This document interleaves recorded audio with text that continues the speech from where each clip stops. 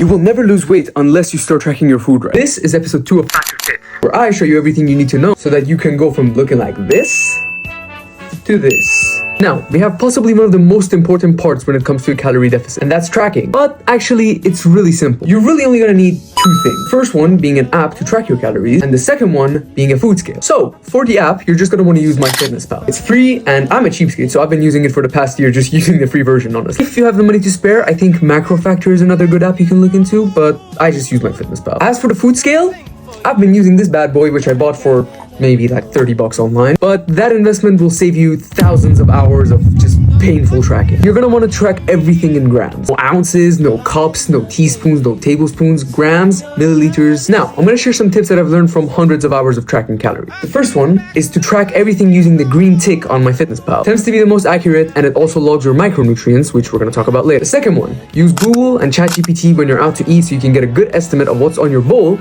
before you put it into MyFitnessPal. Don't just type it in there. And the last one, never use the built-in daily calorie feature on any of those tracking apps. They're widely inaccurate. Just use a calorie calculator. Now, how do you know that the calories you've picked out is actually right for you? You're gonna want to track your weight over a weekly course. Your weight will fluctuate on a daily basis. And if your weight stays the same or even increases over the course of the few weeks as a pattern, then you might want to actually lower your calories a bit, because that probably means you're not in a deficit, or increase your activity. But you get the point. Oh, and one more thing. You're not gonna want to log any of your workouts inside of the app. Just stick to that calorie deficit you picked out, and you don't need to add any of the workouts that you do and how many calories you burn from them. And tomorrow we'll talk about your macronutrients and your micronutrients, which are going to be the most very important piece of this whole thing. They could pretty much make or break your diet. So stay tuned. I'll show you how much protein you're supposed to be getting, how much carbs you're supposed to be getting, how much fat to eat, and how to approach your diet as a whole. Like when to eat your carbs, or you get the point. And whatever you do, for the love of God, please don't use any fucking AI scanner apps to track your calories. They're so fucking horrible. I can go on a whole rant about those, dude.